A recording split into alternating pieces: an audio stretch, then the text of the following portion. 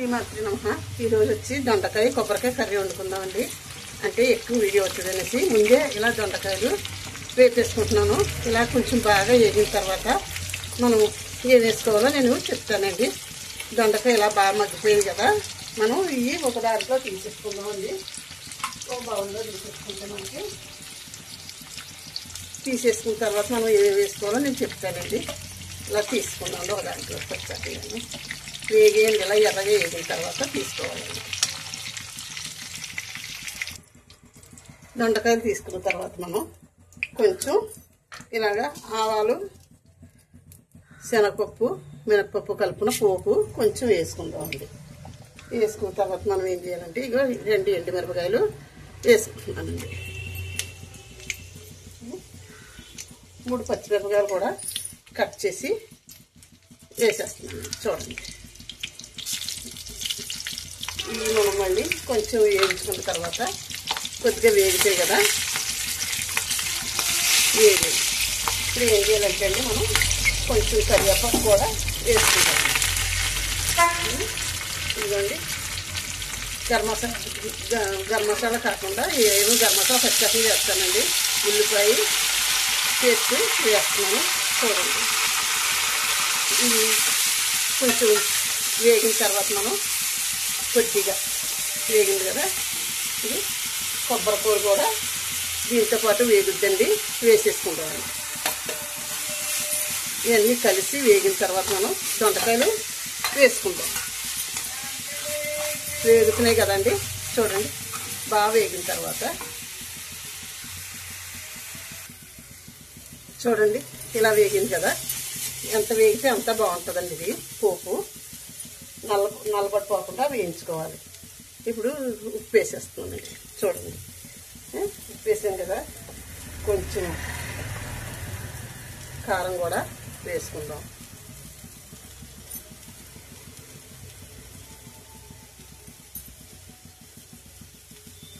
కారం వేసేయండి. పసుపు కూడా కొద్దిగా వేసుకుందాం. పసుపు వేస్తున్నాను. కొంచెం గరం మసాలా పౌడర్ కూడా వేసుకుందాం. చూడండి, గరం మసాలా పౌడర్ కూడా వేసాను.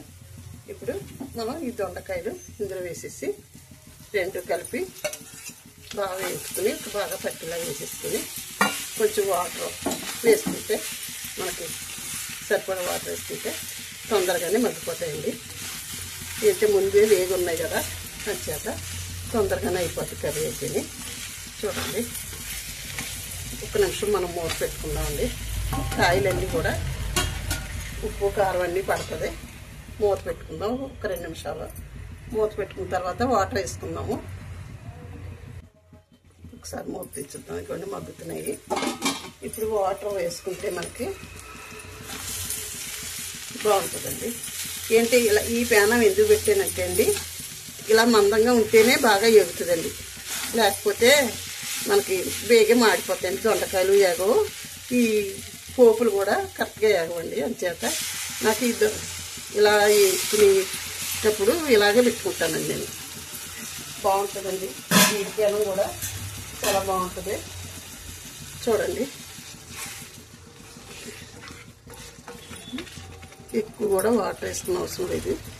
కొంచెం వేసుకుంటే 1 నిమిషం మగ్గితే మనకి సరిపోతుందండి. ఏంటి చూడండి, దొండకాయ కొబ్బరికాయ చాలా బాగుంటుందండి.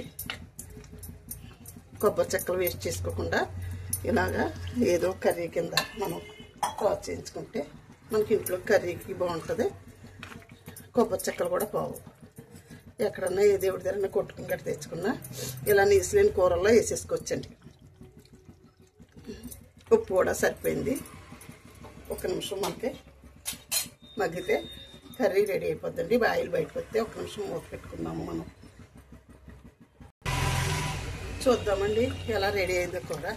అబ్బా, చాలా బాగా వచ్చింది కర్రీ అయితేనే. చాలా సూపర్ వచ్చిందండి కర్రీ. కొంచెంగా వాటర్ ఉంది. వాటర్ లాగేస్తే మనకి కర్రీ రెడీ అయిపోయిందండి. ఒక 2 నిమిషాలు మగ్గిందంటే సూపర్ వస్తుంది కర్రీ. దొండకాయ కూడా బాగా ఉడికిందండి. చూడండి, దొండకాయ కూడా బాగా ఉడికింది. కాయలు కూడా విడిపోలేదు. చాలా బాగున్నాయండి. చాలా సూపర్ ఉందండి. చూడండి కూర కుక్క 2 నిమిషాలు మనం మూత పెట్టుకున్నామండి. మూత పెట్టుకుంటే మనకి ఇంకా దగ్గరికి వచ్చేస్తుంది కర్రీ.